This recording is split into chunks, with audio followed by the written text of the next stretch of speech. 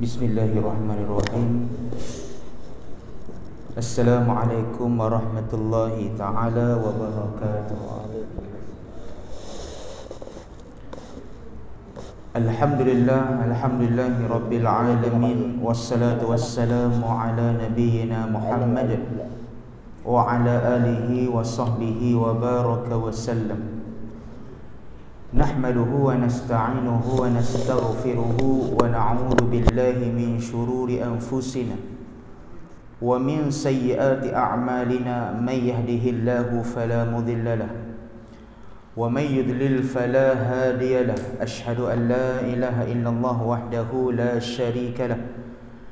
Lahul mulku wa lahul hamdu yuhyi wa yumiitu wa huwa ala kulli syai'in qadir. La haula wa la quwata illa billahil aliyyil azim. Sidang hadirin hadirat, anak-anak yang dimuliakan, dirahmati oleh Allah Subhanahu wa taala sekalian. Syukur alhamdulillah pada pagi subuh yang berbahagia ini kita dapat bersama-sama insya-Allah dalam suatu majlis ilmu. Dan insya-Allah seperti mana biasa pengajian kita dalam bab tadabbur menerusi surah-surah dalam juzuk amma, yakni juzuk yang ke-30. Dan pada subuh pagi ini kita akan masuk kepada sambungan daripada perbincangan dan juga penghuraian daripada surah Al-Buruj selepas ayat yang ke-10 insya-Allah. Mudah-mudahan Allah Ta'ala melimpahkan taufik, inayah dan kemudahan kepada hati-hati kita semua insya-Allah dalam usaha untuk kita terus memahami isi kandungan Al-Quranul Karim dengan sebaik-baiknya, supaya yang paling utamanya kita dapat hayati dan kita dapat amalkan segala perintah Allah dan meninggalkan segala larangan daripada Allah Subhanahu wa taala, di samping membentuk kepribadian yang mulia yang sepatutnya ada pada seorang muslim ataupun muslimah, untuk kita jadi orang Islam yang terbaik, sebagaimana yang Allah Subhanahu wa taala berfirman dalam Al-Quranul Karim. Bismillahirrahmanirrahim. Kuntum khaira ummatin ukhrijat linnas. Kalian semua adalah umat yang terbaik dalam kalangan semua umat yang pernah Allah Subhanahu wa taala lahirkan, ciptakan dan juga wujudkan. Tetapi kalian adalah yang terbaik kerana ada 3 sifat. Pertamanya, ta'muruna bil ma'ruf. Kalian sentiasa mengajak kepada perkara-perkara yang ma'ruf, perkara-perkara yang baik. Wa tanhauna 'anil munkar. Dan kalian juga sentiasa menyeru untuk mencegah segala kemungkaran yang berada di atas muka bumi ini. Wa tu'minuna billah. Dan kalian sentiasa konsisten, sentiasa istiqamah beriman kepada Allah Subhanahu wa taala. Insya-Allah mudah-mudahan itulah yang menjadi madah perjuangan kita. Pada setiap tahun kita menyambut tahun baru Hijriah. Alhamdulillah pada hari ini 7 Muharram 1444 Hijriah. Mudah-mudahan 9 Muharram 1444 Hijriah kita dapat membentuk kekuatan iman kita dan juga kita dapat menjadi insan yang sentiasa memperbaharui niat kita, azam kita untuk kita jadi orang Islam yang lebih baik daripada masa ke semasa. Jadi sama-samalah terlebih dahulu kita memulakan majlis ilmu kita dengan kita membaca Ummul Kitab Al-Fatihah. A'udzu billahi minasyaitonir rajim. Bismillahirrahmanirrahim. Alhamdulillahi rabbil alamin. Ar-Rahmanir Rahim. Maliki yaumiddin. Iyyaka na'budu wa iyyaka nasta'in. Ihdinas siratal mustaqim. صراط الذين أنعمت عليهم غير المغضوب عليهم ولا الضالين آمين. اللهم صل على نبينا محمد وعلى آله وصحبه وبارك وسلم. اللهم صل على نبينا محمد وعلى آله وصحبه وبارك وسلم. اللهم صل على نبينا محمد وعلى آله وصحبه وبارك وسلم. Alhamdulillah hadirin hadirat yang dimuliakan oleh Allah Subhanahu wa taala sekalian. Satu hadis baginda Nabi sallallahu alaihi wasallam yang mana dalam hadis ini agak panjang, tetapi Nabi membicarakan tentang betapa bahayanya apabila fitnah kemewahan itu berlaku dan masuk dalam jiwa kita, hingga menyukarkan untuk kita beribadah kepada Allah Subhanahu wa taala.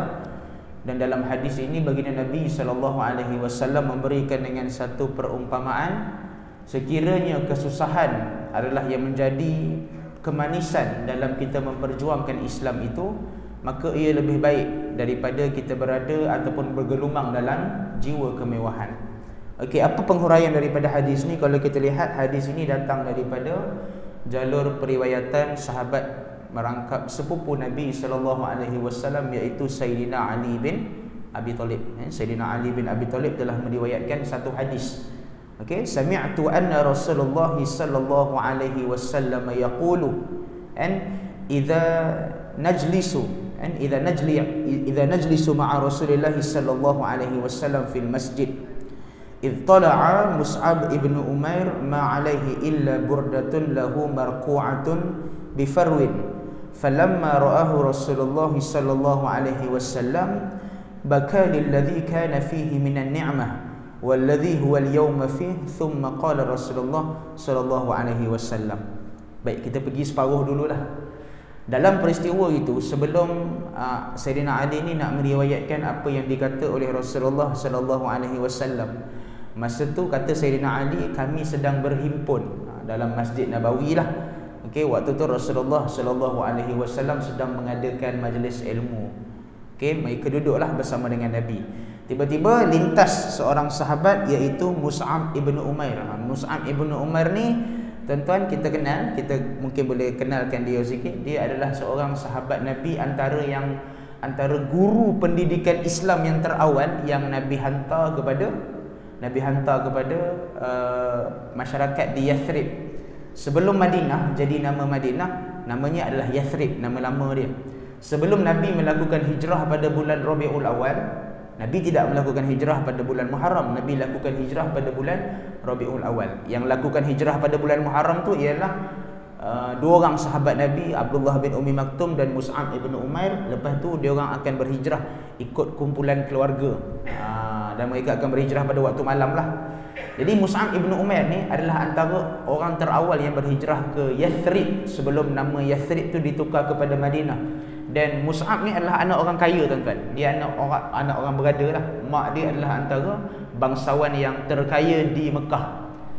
Tetapi bila dia cuba nak Islamkan ibu dia tak nak beriman. Sebab tu hijrah ni bukan senang. Tinggalkan anak, tinggalkan isteri, tinggalkan ayah ataupun mak yang tak nak beriman kepada Allah Subhanahu Wa Taala.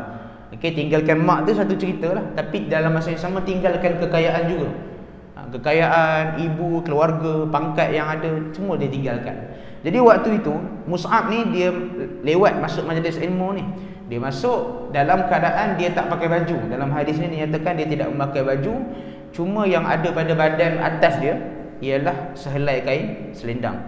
Itu je, sehelai kain selendang, baju pun tak ada. Dan Nabi SAW, falamma ra'ahu Rasulullah, bila Nabi nampak, baka, maka Nabi menangis. Kenapa Nabi menangis? Tengok kedaifan pakaian yang ada pada Mus'ab ibn Umair. Lepas tu Nabi SAW berkata, qala Rasulullah SAW. Kenapa Nabi menangis? Pertamanya kerana Mus'ab ni orang yang kaya di Mekah. Pakaian dia hebat, pakaian dia sepatutnya yang dia pakai ialah pakaian mahal. Tapi dengan disebabkan sahabat-sahabat ni sanggup berhijrah daripada Mekah ke Madinah, tinggalkan segala kekayaan, Nabi SAW jadi sedih lah, mengenangkan perjuangan para sahabat yang sanggup berhijrah. Sebab hijrah ni tinggalkan segala apa yang mereka ada di Mekah. Maknanya bila sampai Madinah tu sehelai sepinggang, apa pun tak ada. Kaya macam mana pun di Madinah sama macam muhajirin yang lain.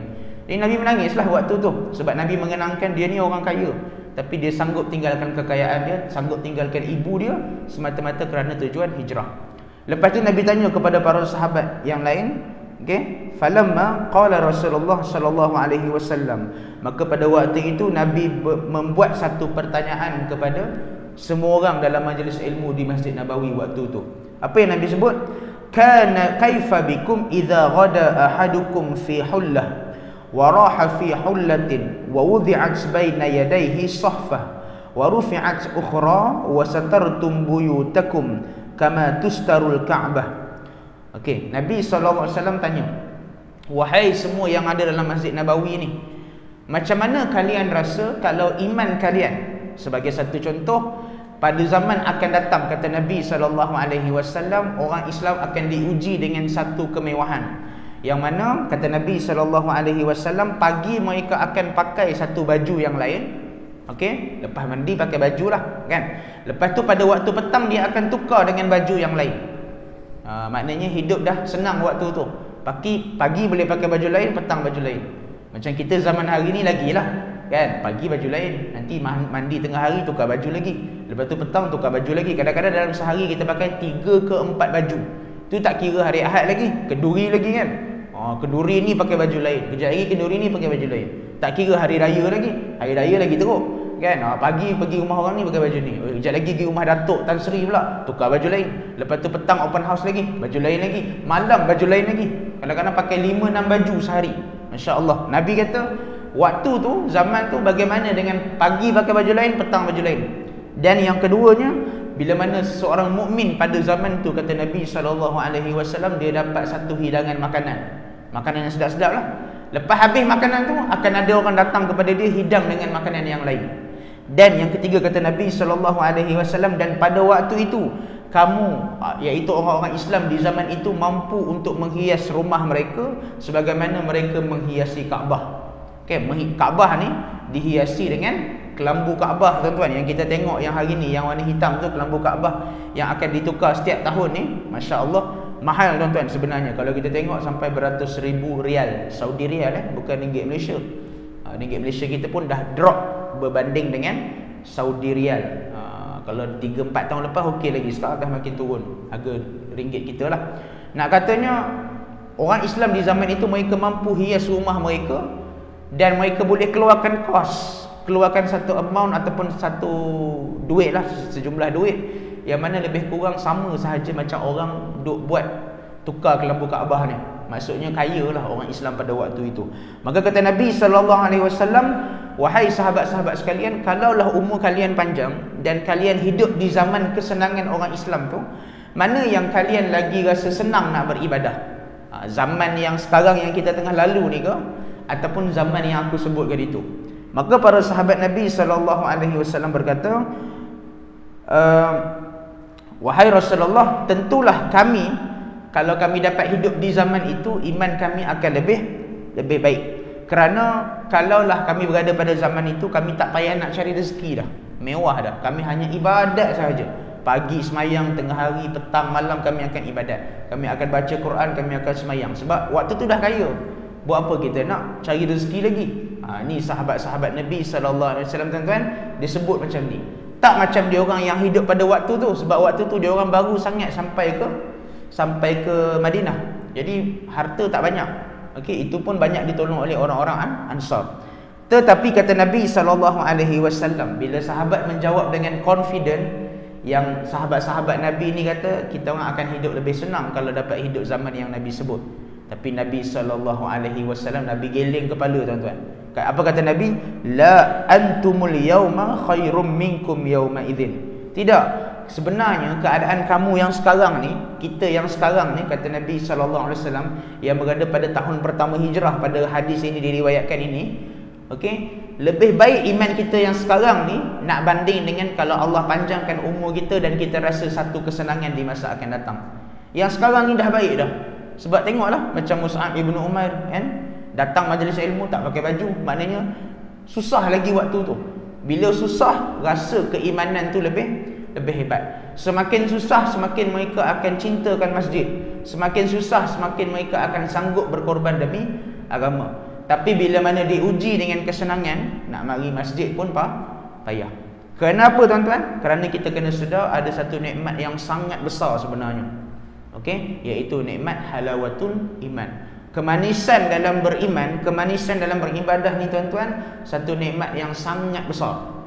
Bukan kita nak nafikan macam masjid ke surau ke, kalau nak buat inisiatif fasiliti masjid, tak ada masalah. Tetapi dalam masa yang sama, okey, kalau kita lihat yang Rasulullah nak maksudkan ini ialah keadaan iman.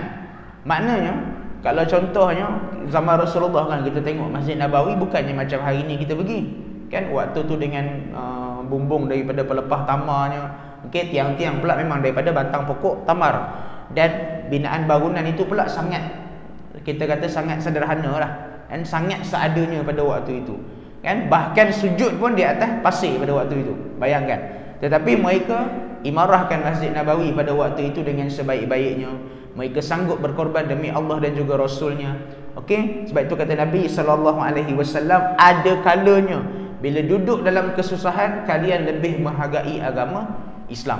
Tapi bila mana keselesaan tu dah terlalu banyak, kadang-kadang boleh berlaku satu penyakit, iaitu kalian akan lupakan rumah dan juga agama Allah Subhanahu Wa Taala.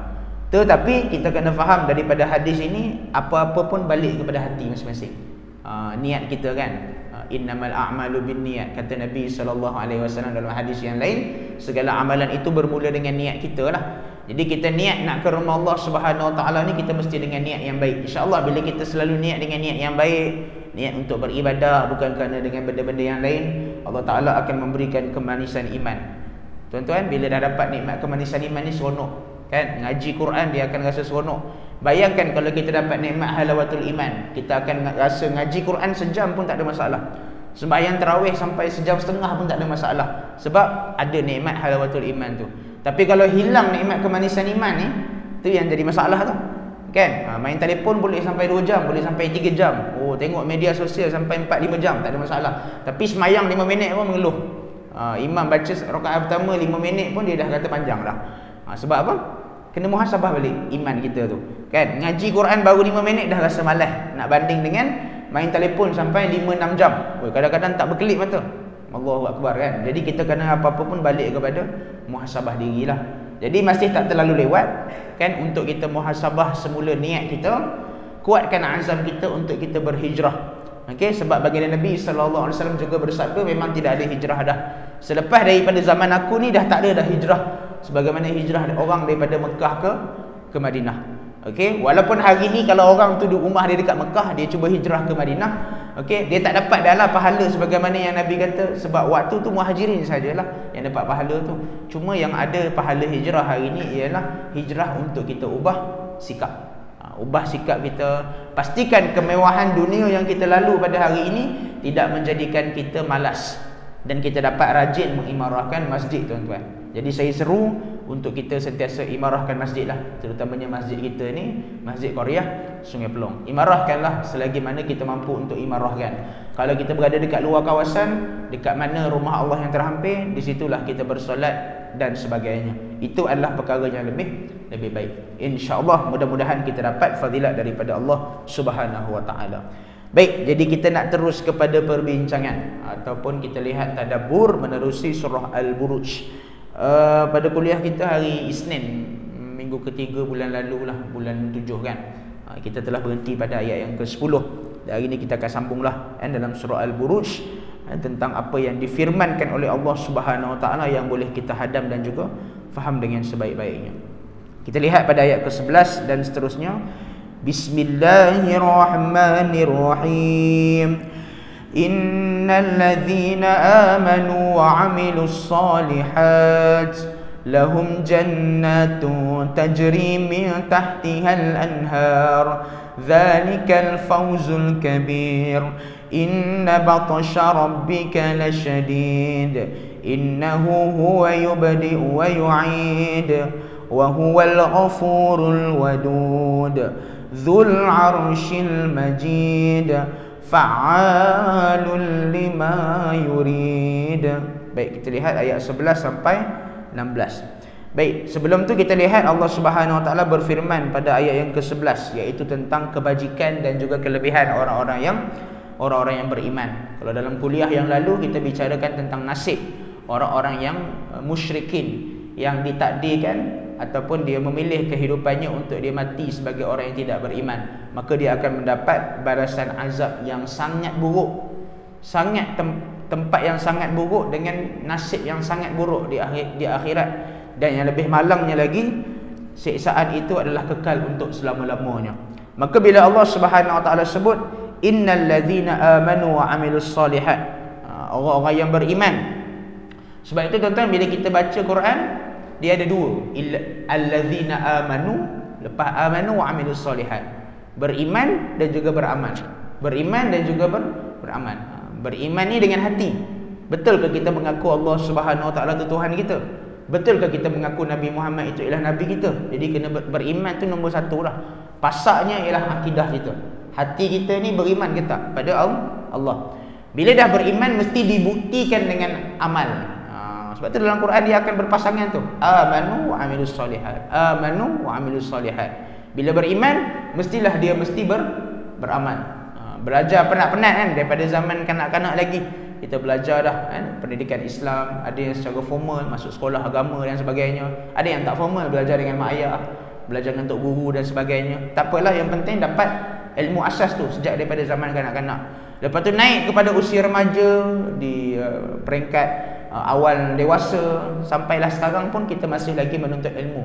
Menuntut ilmu ni adalah proses yang tidak akan habis sebenarnya. Jadi bila disebut amanu, Allah Ta'ala sebut amanu, mestilah juga dengan wa'amilus solihat. Mesti ada amal-amal yang soleh. Dan yang paling pentingnya Allah Ta'ala terima amal soleh tu.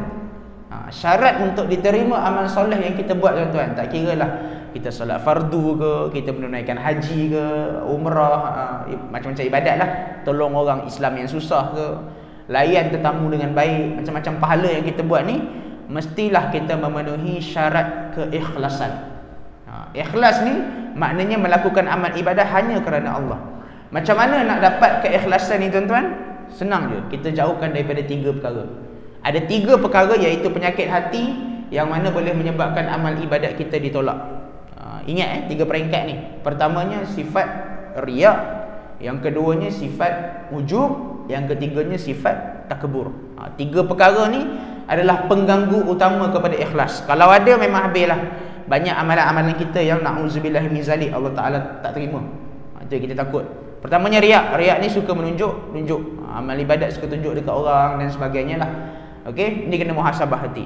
Yang keduanya sifat ujub. Ujub ni dia tak menunjuk-nunjuk kat orang lain, tapi dia perasaan diri berasa hebat. Aku ni hebat ni, dapat mari qiyamul lail. Orang lain tak qiyamul lail, aku dapat buat qiyamul lail. Aku ni hebat ni, sehari boleh mengaji Quran sampai 30 juzuk tiap-tiap hari. Orang lain tak dapat buat macam yang aku buat.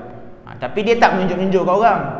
Mungkin dia tak tunjuklah dekat siapa-siapa ke kan, contohlah. Tapi dia merasa diri dia hebat. Okey, yang ni bahayalah. Kan? Sebab kalau kita lihat antara peristiwa yang pernah berlaku dalam perang Tabuk. Perang Tabuk ni berlaku tahun ke-9 Hijrah. Okey, perang Tabuk ni adalah satu perang yang agak besar. Kumpulan tentera yang Nabi SAW kumpulkan, asalnya mereka ni nak lawan Rom. Tapi perang tu tak jadi. Pertarungan tu tak berlaku, tapi pergerakan tu ada.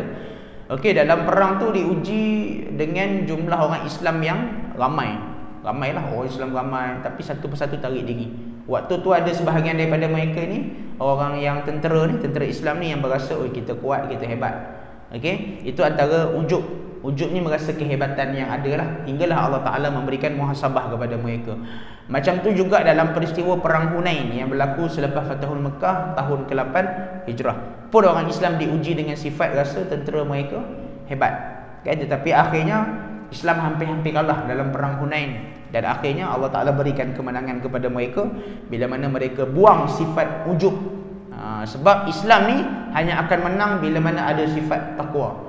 Kalau ada dalam hati tentera-tentera Islam ni sifat ujub walaupun sikit, okey, walaupun dia orang ni ramai kan, nak lawan dengan musuh yang jumlah lebih sikit kan, jadi tak boleh ada sifat ujub, mesti ada sifat takwa.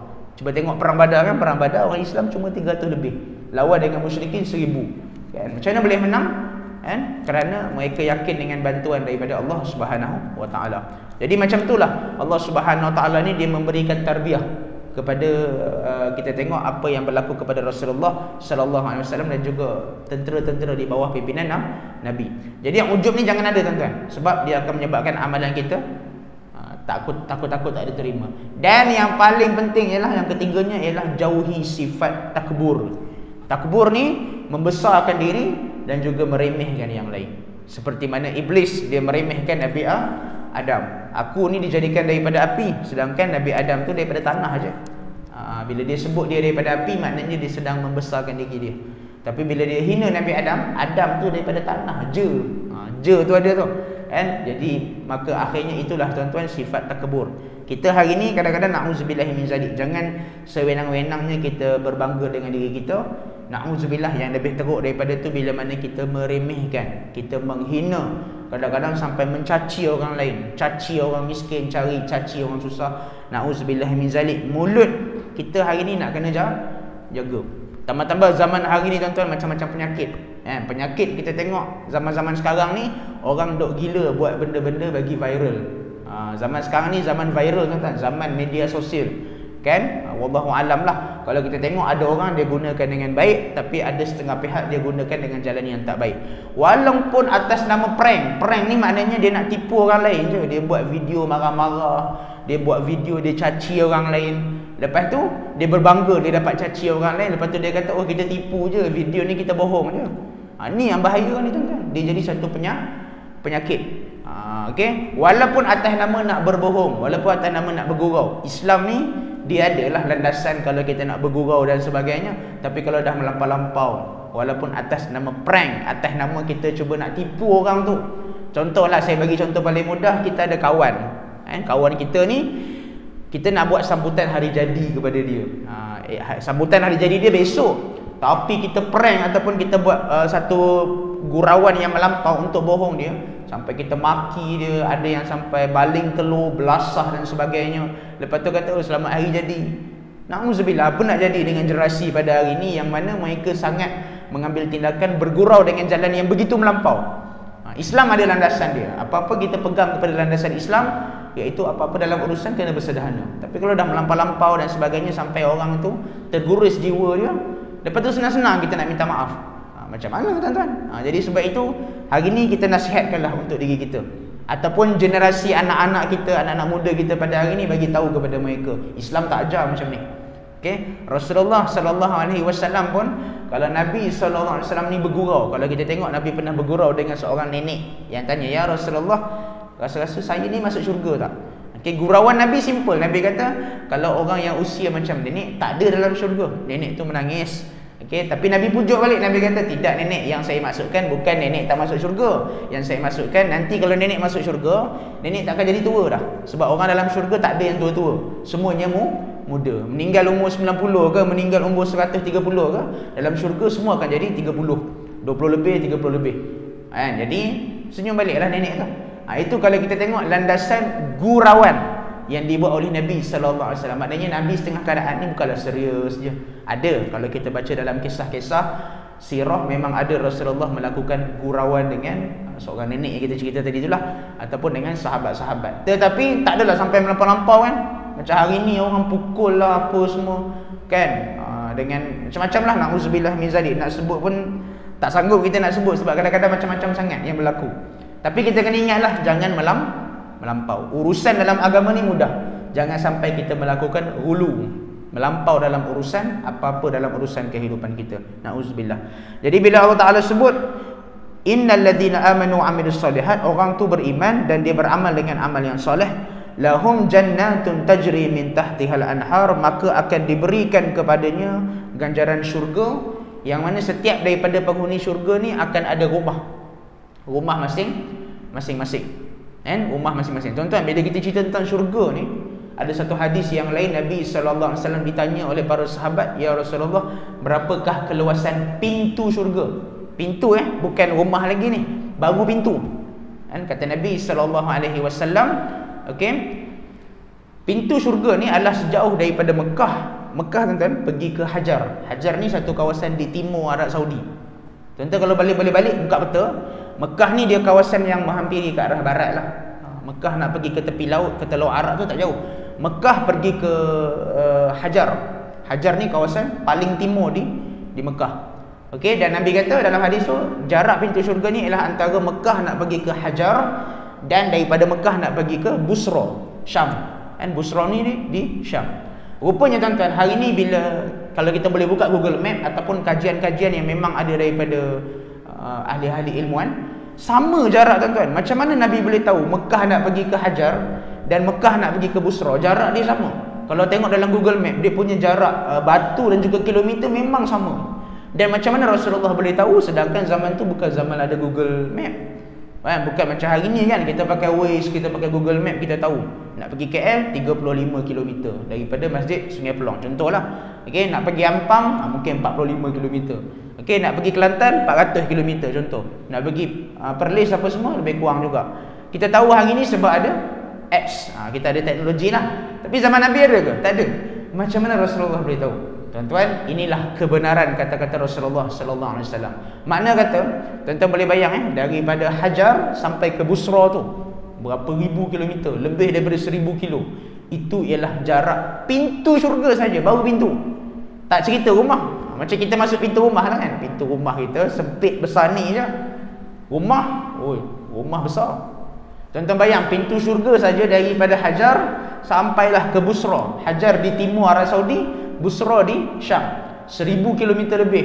Kalau kita nak buat pun kena buat perjalanan naik kapal terbang, tuan-tuan. Tu pun ambil masa berapa jam nak sampai kan. Tapi bayangkan pintu saja dah seluas itu. Tu belum cerita rumah lagi. Rumah, Allahu Akbar. Dalam rumah tu memang kita naik kenderaan yang terbang sahaja. Itu dalam syurga. Dan setiap rumah mereka penghuni syurga ni adanya sungai-sungai yang mengalir. Okey, sebab sungai ni ialah punca kepada ketenangan. Dan juga biasanya kalau kita lihat daripada sudut alaminya pun, tuan-tuan, ramai orang kalau dia tertekan dan sebagainya, dia akan suka cari bunyi-bunyi alam. Dia akan masuk hutan. Bila kita dengar bunyi-bunyi tumbuh-tumbuhan, bunyi haiwan-haiwan dan juga bunyi air terjun, air sungai dan sebagainya, kebiasaannya kita akan rasa tenang. Tenang tu ialah antara puncanya ialah kerana haiwan-haiwan dan sungai-sungai dan sebagainya mengeluarkan bunyi kerana mereka sedang berzikir kepada Allah. Kita jangan ingat kita je berzikir, kita jangan ingat kita je berselawat. Sebab dalam Quran menyatakan haiwan-haiwan, tumbuh-tumbuhan, bunyi cengkerik yang kita dengar tu kan, termasuk sungai-sungai, air terjun, air sungai dan sebagainya, sebenarnya mereka sentiasa berzikir kepada Allah. Okay, bukan sebab bunyi itu sangat. Bunyi itu memang bunyi dia sifat macam tu lah, tapi sebenarnya mereka sedang berzikir. Sebab itu bila kita masuk hutan, okay, kalau betul niat kita ni kita nak menenangkan diri kita, sebab itu kita akan rasa tenang. Biasanya tak sampai sejam, 2 jam kita dah rasa hilang dah stres. Kan orang duduk bandar stres kan, tambah-tambah orang yang duduk KL, duduk Kepong, stres. Keluar rumah dia jam. Keluar rumah tiap-tiap pagi je jam, jadi tension kan. Horn orang sana sini. Sesekali pergilah ke hutan-hutan Sabtu Ahad, ambil masa untuk relaxkan minda sekejap. Sebab apa? Sebab memang suasananya macam tu.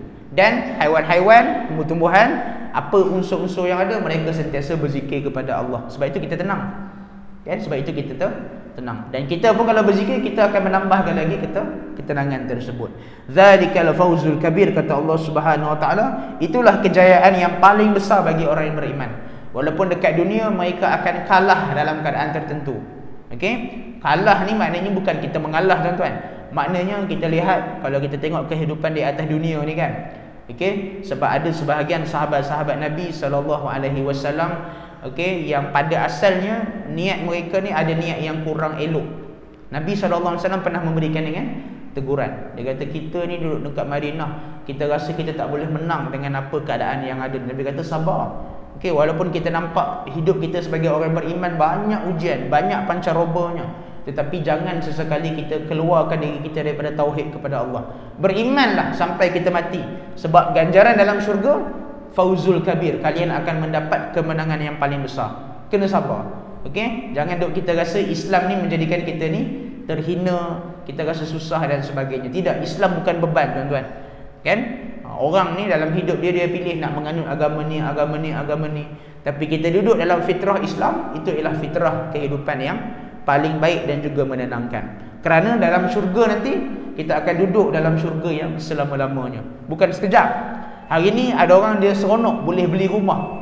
Okey, mungkin umur 40, 30 lebih dah beli rumah kan. Tetapi rumah tu pun dia tak tahu berapa lama dia akan duduk. Kadang-kadang tak habis bayar lagi. Buat agreement, buat loan bayar rumah mungkin 30 tahun, 40 tahun. Tengok-tengok dia sempat bayar untuk 10 tahun je. Lepas tu mati. Lepas tu bini dia pula sambung dan sebagainya kan. Contohlah kita kata. Jadi hidup atas dunia yang tak pasti ni pun orang mampu untuk bergembira walaupun dia dapat nikmat tu dan dia sempat rasa dalam kadang-kadang 5 hari, 10 hari, 10 tahun. Tapi dia rasa seronok. Sebab apa? Dah ada umur Allah bagi. Rasa je lah selagi boleh rasa. Kan? Orang boleh terima prinsip hidup atas dunia. Kenapa tak nak bekerja kepada akhirat yang kekal abadi? Okay, fikirkan aset kita dekat akhirat nanti, itu lebih utama. Maka bila Allah Ta'ala sebut pada ayat ke-12 dan 13, inna batasha rabbika lasyadid innahu huwa yubdi'u wa yu'id, tetapi ingatlah dalam masa yang sama, inna batasha rabbika lasyadid. Okey, dalam masa Allah Ta'ala menerangkan tentang syurga yang macam-macam nikmat, ingat juga azab Allah Subhanahu Wa Ta'ala adalah sangat keras. Kalau beriman, alhamdulillah Allah berikan dengan nikmat. Tapi kalau kita lawan perintah Allah, kita hina Nabi Muhammad sallallahu alaihi wasallam, kita hina Allah, macam-macam, buat penghinaan itu ini dan sebagainya, dan tak nak beramal dengan sunnah Nabi. Okey, lepas tu melawan perintah Allah, banyak melakukan dosa, benda-benda yang fasik dalam hidup, maka Allah Ta'ala beri peringatan, inna batasha rabbika lasyadid, azab aku itu sangatlah pedih. Dan kadang-kadang Allah Ta'ala akan beri atas dunia, tak sempat mati lagi, atas dunia juga Allah Ta'ala akan balas. Okey, innahu huwa yubdi'u wa yu'id, Allah lah yang memulakan penciptaan makhluk. Kita hidup mula di atas dunia ni daripada zaman, daripada kita sebelum lahir lagi. Kita bayangkan kita berada di alam roh, lepas tu kita berada dalam alam rahim lah, alam ibu kita kan, alam rahim, duduk dalam kandungan ibu kita, lepas tu kita keluar kan. Ada orang meninggal dalam kandungan, ada orang sempat keluar melihat dunia, walaupun seminit, walaupun 10 saat. Okey, tapi ada orang Allah Ta'ala panjangkan lagi umur dia sampailah ke waktu yang ditetapkan. Panjang umur dia 60, 90, 100 Sebab tu kena bersyukur. Dan Allah lah Tuhan yang maha menghidupkan semula. Maknanya bila mana kita mati, kita semua akan berada di alam barzakh, tak ada yang terkecuali. Walaupun manusia tu dia adalah manusia yang terakhir mati masa hari kiamat pun, dia pun akan dibaringkan dan juga dia akan dimatikan. Bila dimatikan, duduk di alam barzakh dalam satu tempoh yang lama, dan lepas tu Allah Subhanahu Wa Taala akan menghidupkan malaikat-malaikat yang akan menjalankan tugas. Lepas tu barulah dihidupkan manusia. Maka Allah Subhanahu Wa Taala menyatakan, kan, dialah Allah yang maha pengampun. Mintalah kepada Allah yang maha pengampun, Allah Ta'ala yang maha mengasihani, dan dia adalah Tuhan yang maha memiliki arasy yang agung, arasy yang mulia. Kita manusia tak ada apa-apa pun. Okay? Bermula daripada kita air mani yang hina, kemudian kita jadi orang yang ada pangkat, orang yang ada pangkat itu, ini, datuk, tan sri dan sebagainya. Itu semua kerana anugerah yang Allah Ta'ala berikan kepada kita. Okay? Kita kadang-kadang duk rasa bangga dengan pangkat, kenamaan, level yang kita ada. Tapi sebenarnya level yang Allah buat pada semua manusia sama, tak ada beza. Bila mati ke tanah juga sama. Okay? Walaupun mungkin dikebumikan dekat tempat VIP ke, tapi tanah juga sama je. Jadi manusia itu tidak ada darjat perbezaan di antara mereka. Fa'alul lima yurid, kata Allah Subhanahu Wa Taala, Allah tu maha berkuasa melakukan apa yang dia nak. Allah Ta'ala tu dia Tuhan yang maha bersifat iradah, dia berkehendak. Kalau Allah Ta'ala berkehendak macam tu, maka macam itulah yang akan berlaku. Kalau Allah Ta'ala berkehendak untuk tidak berlaku, maka tak berlaku. Jadi kita hidup ni merancang, ya, kita kena merancang. Orang Islam kena merancang. Wa makaru, kata Allah Subhanahu Wa Taala dalam Al-Quran, rancanglah. Tapi kena ingat, wa makarallah, bila kamu rancang, Allah pun rancang sebenarnya. Wallahu khairul makirin. Tapi sebaik-baik perancangan tu datang daripada Allah Subhanahu Wa Taala. Ayat ni nampak je simple kan, tapi dia sebenarnya ayat tentang prinsip hidup. Allah Ta'ala sebut wa makaru, rancanglah urusan dalam hidup kamu. Kita sebagai orang Islam ni jangan duk ikut je orang lain buat apa kan. Kita kena ada perancangan sendiri. Contoh, kalau kena buang kerja, apa perancangan? Usahalah kan. Bila berlakunya pandemik COVID-19, ramai yang kena buang kerja. Takkan nak duduk melanguk je, nak harapkan bantuan je. Sebab tu Allah Ta'ala sebut wa makaru. Kamu kena rancanglah apa yang kamu nak buat. Jangan risau, rezeki Allah bagi, tapi kena rancang dulu. Rancanglah nak mulakan perniagaan ke, bisnes ke, nak cari kerja ke, macam mana sekalipun. Sebab wa makarallah, bila kamu rancang, jangan risau. Allah Ta'ala ni memang ada perancangan dia dah. Cuma nak tengok kamu usaha dulu. Tapi kalau malas dia macam tu je, tak berubah lah. Sebab dalam ayat yang lain Allah Ta'ala berfirman, Allah Ta'ala tidak akan mengubah nasib sesuatu kaum sehinggalah mereka mengambil keputusan ubah nasib mereka. Jadi usaha tu mesti ada. Tapi kena ingat, di akhir ayat Allah Ta'ala sebut wallahu khairul makirin. Kamu merancang dan Allah merancang. Okay, contohnya kita merancang nak jadi businessman berjaya, daripada kosong sampai jadi businessman yang berjaya. Okay, dan Allah Ta'ala wa makarallah, ada kalanya Allah Ta'ala mengizinkan, oh dia ni sungguh-sungguh ni, Allah bagi, maka akhirnya dimakbulkan, dia jadi businessman yang berjaya. Tapi ada waktu Allah Ta'ala tidak memakbulkan. Oh, dia bersungguh nak jadi businessman, tapi aku tak bagi jadi businessman. Sebab takut bila dia jadi businessman, dia tak mampu nak menghadapi fitnah dalam benda tu. Mungkin ujian banyak, dia jadi lupa daratan. Elok-elok rajin semayang, tiba-tiba jadi malas semayang disebabkan bisnes. Bukan salah bisnes, tapi Allah Ta'ala tengok kemampuan orang tu. Wa makarallah. Sebab itu Allah Ta'ala juga merancang sama ada nak meluluskan keadaan rancangan kita, ataupun Allah Ta'ala menunda keadaan rancangan kita, ataupun tak izinkan. Tapi kena ingat, prinsip yang terakhir ialah wallahu khairul makirin. Allah tu Tuhan yang sebaik-baik memberikan dan juga meluluskan sesuatu perancangan. Yang ni prinsip qada dan juga qadar lah. Okey, tak semua benda yang kita usaha dalam hidup akan berjaya. Kan? Ada benda yang gagal, ada benda yang berjaya. Bila berjaya tu maknanya Allah Ta'ala menetapkan benda tu seiring yang kita buat, dia seiring dengan kehendak Allah Subhanahu Wa Ta'ala. Cuma pokok pangkalnya ialah usaha. Usaha. Sebab Allah Ta'ala ni dia maha melihat kepada apa yang kita buat, dan dia maha meluluskan apa yang kita buat. Baik, hal ataka hadithul junud fir'auna wa thamud balil ladzina kafaru fi takdzib. Kita lihat 3 ayat yang terakhir. Maka Allah Ta'ala pun membuat satu pertanyaan pada ayat ke-17. Adakah telah sampai kepada kamu berita tentang bala tentera penentang?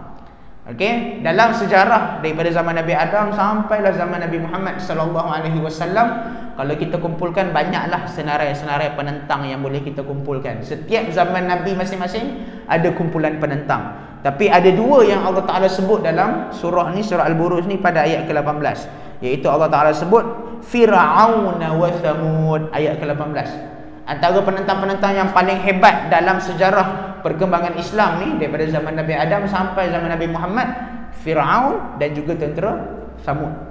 Fir'auna wa Thamud. Fir'aun ni kita tahulah tuan-tuan, zaman Nabi Musa ni macam mana susahnya Nabi Musa nak berdakwah, sampai kan Nabi Musa ni ada pembantu abang dia, iaitu Nabi Harun. Nabi Musa berdakwah kepada Fir'aun. Okey, macam-macam ujian yang mereka lalu, berbelas-belas mukjizat yang Allah Ta'ala berikan kepada Nabi Musa dalam usaha dia nak menghadap Fir'aun. Dan juga wa Thamud, iaitu kaum Thamud, yang mana mereka melakukan kederhakaan kepada Nabi Saleh. Tuan-tuan bayangkan, Nabi Saleh ni mukjizat dia, antaranya dia doa kepada Allah Subhanahu Wa Ta'ala keluar unta yang besar lah daripada celah gunung kan. Tapi akhirnya kaum Thamud buat apa? Dia pergi bunuh unta tu. Dia pergi bunuh unta itu. Peristiwa ni berlaku, tuan-tuan kalau ada masa pergilah ke Al-Ula. Al-Ula ni 300 km daripada utara Madinah. 300 km lebih lah. Okey, di sana daripada Al-Ula tu kalau kita straight lagi ada kawasan utara yang akan menuju ke Madain Saleh. Tempat Nabi Saleh alaihi salam berdakwah. Di sanalah peristiwa kederhakaan kaum Thamud dan mereka dibinasakan di sana berlaku di sana. Tapi Allah Ta'ala sebut dalam ayat ni, kederhakaan masyarakat itu kepada dakwah Islam sentiasa akan ada. Balil ladzina kafaru fi takdzib, dan memang orang-orang yang kafir akan selalu mendustakan Allah Subhanahu Wa Ta'ala, dan wallahu min waraihim muhit, padahal Allah mengepung daripada belakang mereka sehingga mereka tak dapat nak melepaskan diri. Okey, Allah Ta'ala akan turunkan bala kepada mereka ni yang mana dah tak ada dah ruang pengampunan. Bala akan diturunkan kepada mereka sampai mereka tak sempat untuk melarikan diri. Cuba tengok Fir'aun kan, bila dia bawa tentera nak tangkap Nabi Musa dengan Bani Israel, dia orang pergi ke arah tengah-tengah laut. Okey, sampai tengah-tengah laut kan, peristiwa Nabi Musa kan terbelahnya laut kan. Kita bayangkan laut tu tertutup. Bila tertutup, semua tentera-tentera Fir'aun termasuk Fir'aun sekali terkapai-kapai, tenggelam, lemas. Ada yang mati lemah terus, ada yang mati lambat, tapi semua mati. Maka Allah Ta'ala tidak akan mengizinkan mereka untuk hidup, dan Allah Ta'ala takdirkan mereka mati dalam keadaan yang tidak beriman. Bal huwa Qur'anun Majid, apa yang mereka dustakan ialah Quran yang mulia, fi lauhim mahfuz, dan Quran itu terletak di lauh mahfuz yang diturunkan secara berperingkat kepada baginda Nabi Muhammad sallallahu alaihi wasallam. Jadi sadaqallahul aliyul azim, kita dapat mengambil beberapa iktibar tuan-tuan daripada surah Al-Buruj ni. Yang pertamanya ialah tentang kekuasaan Allah Subhanahu Wa Ta'ala yang menjadikan bintang-bintang. Sebab itu nama dia surah Al-Buruj. Surah tentang bintang-bintang. Kita tengok bintang tu macam biasa je, tapi macam mana orang-orang zaman dulu dia ada buat satu kajian ilmu, sampaikan bintang-bintang tu boleh menjadi panduan. Adanya ilmu buruj. Kita mungkin tak belajar banyak ilmu buruj ni. Ilmu tengok bintang ni dari cara dia. Nak pergi ke selatan, nak pergi ke timur, ke utara, tenggara, barat daya, barat laut. Allahu Akbar. Daripada ilmu bintang. Maknanya Allah Ta'ala tidak menjadikan walaupun pada penglihatan manusia ke langit itu adalah benda yang sia-sia, tak ada. Dia adalah ilmu yang berguna yang dipakai oleh orang-orang yang terdahulu. Dan sampai hari ini pun kita boleh gunakan ilmu ni, tak ada masalah. Pengajaran yang keduanya ialah berusaha untuk menjauhi larangan Allah dan mendekatkan diri kita kepada perintah Allah Subhanahu Wa Taala semata-mata. Wallahu alam. Dan benarlah kata-kata Allah Subhanahu Wa Taala yang Maha Agung. Mudah-mudahan kita mendapat pengajaran yang dapat kita bermuhasabah sama-samalah pada pagi subuh yang berbahagia ini. Apapun segala yang baik itu datang daripada Allah Subhanahu Wa Taala. Segala kelemahan saya mohon maaf. Hakikatnya segalanya datang daripada Allah Taala. Maka sama-sama untuk kita menangguh majlis ilmu kita pada subuh pagi ini. Okey, jangan lupa hari ini hari Tasu'a, besok hari Ashura, berpuasa lah untuk hari ini dan juga esok. Dan 11, 12, 13 11, 12, 13 Ogos ni adalah puasa hari putih lah. Kita boleh puasa lah 11, 12, 13 ni adalah 13, 14 dan juga 15 Muharram. Okey, yang mana baginda Nabi SAW selain daripada sunnah puasa Isnin Khamis, Nabi berpuasa pada hari-hari dalam bulan haram yang kita sebut, macam bulan Muharram ni bulan 9 hari bulan yang disebut sebagai hari Tasu'a, dan 10 yang disebut sebagai hari Ashura, dan 13, 14, 15 hari putih ni tiap-tiap bulan lah, kecuali Zulhijjah. Zulhijjah ni sebab 13 tu termasuk dalam hari tasyrik. Kalau bulan Zulhijjah ada 14, 15 lah, 14 dan juga 15 hari bulan. Tapi bulan-bulan yang lain kita kalau boleh kita amalkanlah puasa-puasa sunat, sebab fadilatnya terlalu banyak dalam usaha untuk kita membersihkan jiwa kita dan mengubati sifat malas. Puasa ni dapat mengangkat sifat malas dan melatih satu sikap mujahadah kita kepada Allah Subhanahu Wa Taala, insya-Allah. Jadi sama-sama kita akhiri majlis ilmu dengan membaca tasbih kafarah serta surah Wal 'Asr. Subhanakallahumma wa bihamdika asyhadu an la ilaha illa anta nastaghfiruka wa natubu ilaik. Bismillahirrahmanirrahim. Wal 'asri innal insana lafi khusr illa alladhina amanu wa 'amilus solihat wa tawassaw bil haqq wa tawassaw bis sabr. Amin. Assalamualaikum warahmatullahi taala wabarakatuh.